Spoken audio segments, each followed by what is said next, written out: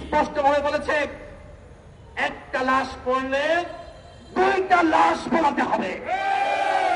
কারা ফেলাবে? বাংলাদেশের বিজিবি। তাদেরকে সিংহের গর্জন দিতে হবে। গতকাল যেভাবে প্রতিরোধ গড়ে তুলেছিল, আমরা বিজিবিকে বলবো, তোমরা হাসিনাকে রক্ষার চেষ্টা করেছ, এখন সীমান্তে জনগণকে রক্ষার মাধ্যমে তার প্রায়শ্চিত্ত করো।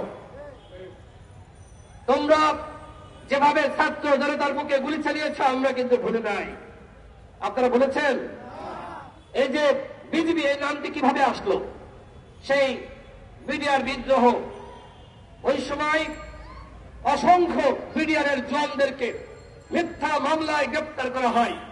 আজকে তাদের অনেকে জামিন পেয়েছে, আমরা তাদেরকে ওয়েলকাম জানাই।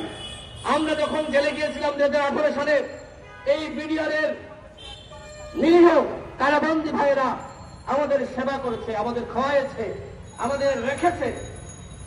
তাদের মধ্যে হয়তো কিছু অপরাধী থাকতে পারে, কিন্তু অধিকাংশই নিরপরাধী। তাদেরকে বিনা বিচারে এত বছর কারাগারে রাখা হয়েছে। আমরা সরকারকে বলবো, তাদের ক্ষতিপূরণ দিতে হবে। তারা এই যে দীর্ঘ সময় বেতন ভাতা পায় নাই, তাদেরকে একবারে সেই বেতন ভাতা দিতে হবে। সরকারকে বলবো, আমরা শুনি বিডিআর বিদ্রোহের সাথে ভারতীয়রা জড়িত।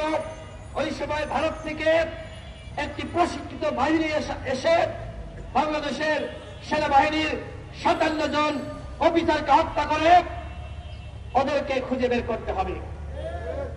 আমরা ওদেরকে ছাড় দিতে রাজি নই। বাংলাদেশের সেনাবাহিনীর মেরুদণ্ড ভেঙে ফেলার জন্য এই ধরনের ষড়যন্ত্র হয়েছিল।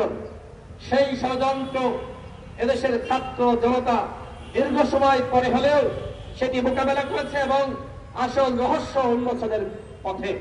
সর্বশেষ যে কথা বলবো, গতকাল দেখেছেন